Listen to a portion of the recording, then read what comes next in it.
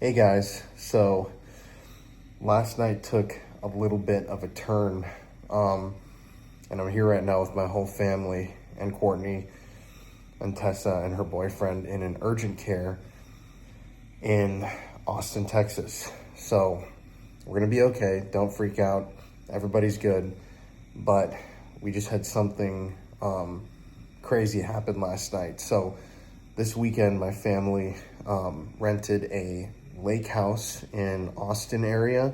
My parents rented this house a long time ago, and this was supposed to be like our family's kind of like get together. I haven't seen them for months now. I haven't seen my sister in forever, or her boyfriend. And sorry about that noise. So we all met up in Austin, just outside of Austin. My sister and her boyfriend got there on Friday. My parents got there Friday, and then Courtney and I got in Saturday with Elfie, our dog. And so last night we went swimming. There's a pool at the house. We had some plans today, Sunday, that we were excited for. And last evening, Saturday evening, we all ordered pizza in, and then we started feeling just like kind of weird when we were playing games. Like we were playing apples to apples and train dominoes, and people just had headaches and felt tired and just kind of like weird. And we had something else happen that I'll talk about in a second. But at the end of the night, we all went to bed, obviously. And about an hour after we all went to bed, there was this alarm that went off in the house. So we all thought that it was a smoke alarm. You know, it was the fire detector, whatever you call it, the fire alarm that went off.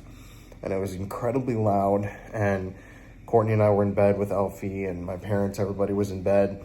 And so I ran out, and my dad was out there, and my sister's boyfriend. We all searched the house, looked for any smoke. The alarms were incredibly loud, and they were going off throughout the home. And yeah, we didn't find any smoke. We looked outside, we looked inside.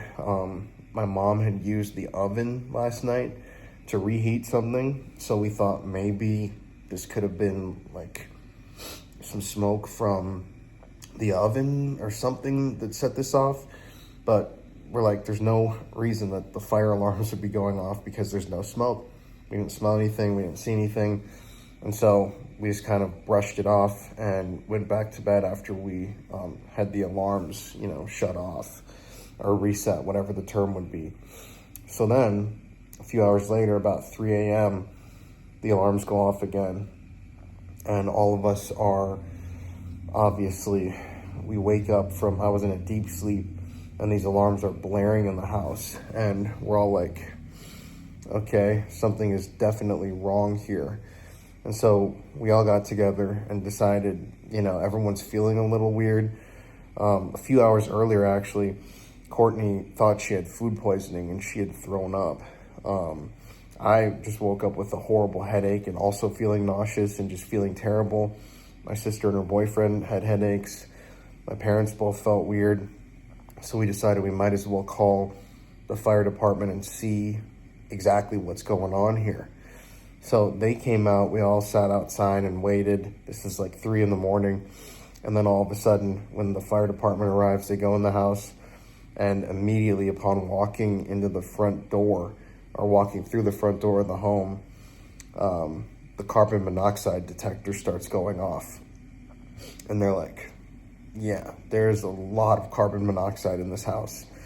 And what we didn't know was that those fire alarms were actually like dual fire alarm carbon monoxide detectors, which that just, at least to my knowledge, isn't typical. None of us, we all thought that they were just maybe the first time they went off, fire alarms that were triggered by something. Like that's happened plenty of times in our houses.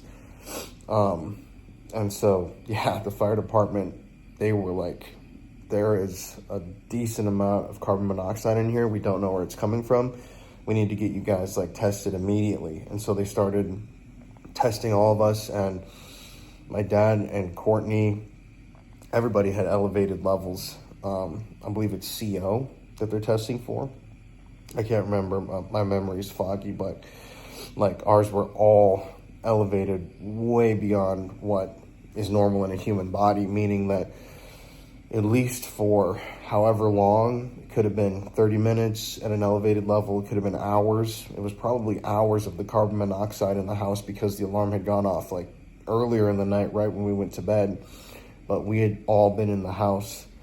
And as you know, carbon monoxide poisoning kills people all the time. There was just a lawsuit earlier this year about a guy who was staying in an Airbnb who died from carbon monoxide poisoning. And last night at 3 o'clock in the morning, our Airbnb hosts, their check-in thing says that they're available 24/7 for any needs or help that you need. And we had called them about the alarm before when they first went off, and no one picked up, even though they said 24/7. And back then, they could have told us that this is also a carbon monoxide detector, not just a fire detector. But they didn't. They didn't pick up. And then we were calling them endlessly when the fire department was there. No one picked up until this morning. They didn't even call us back. Like, we could have all died in the house, to be honest, not trying to be morbid or dark. But yeah, they didn't pick up. Absolutely insane situation.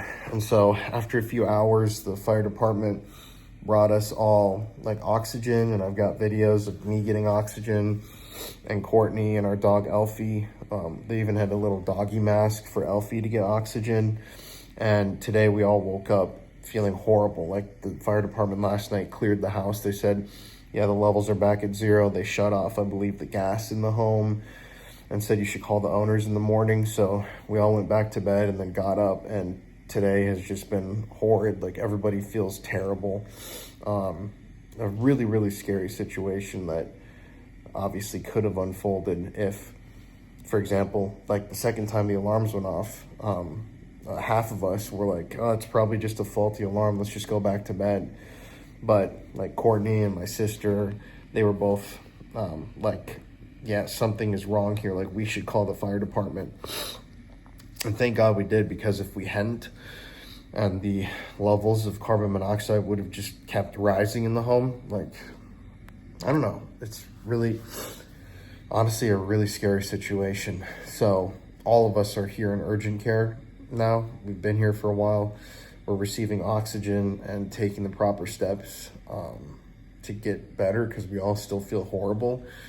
So it's a really scary situation.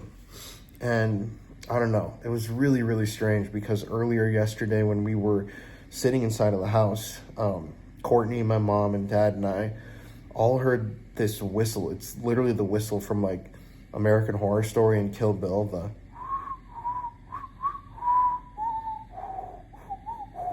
if you know that whistle.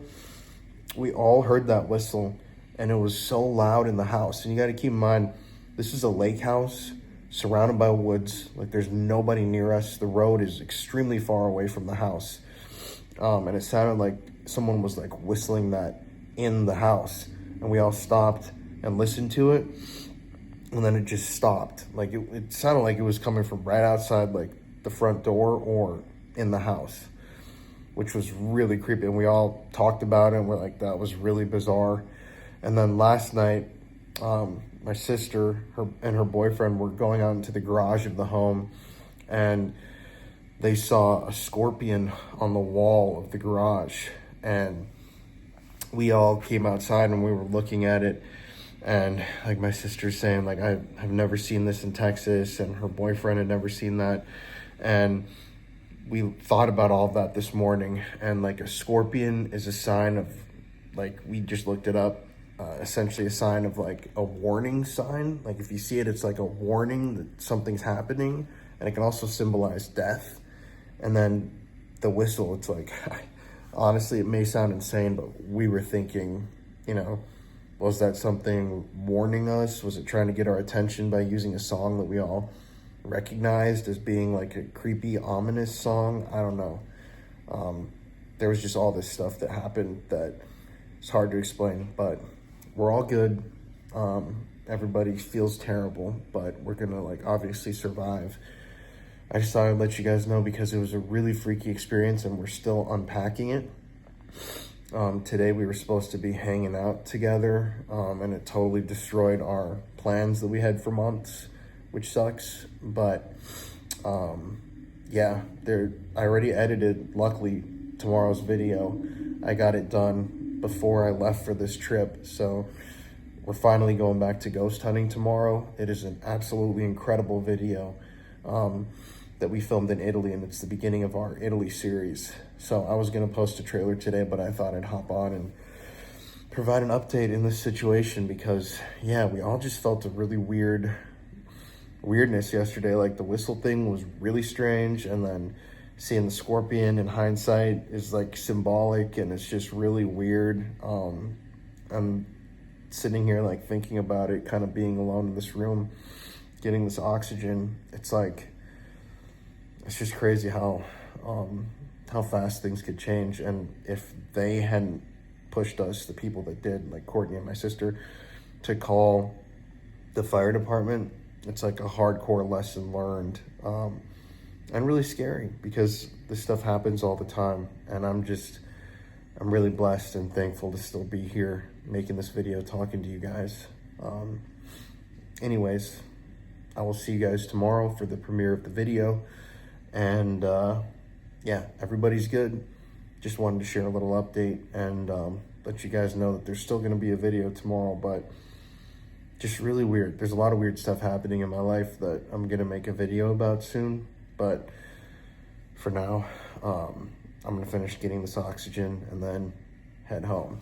So thank you guys. I love y'all. And yeah, I'll see you guys tomorrow.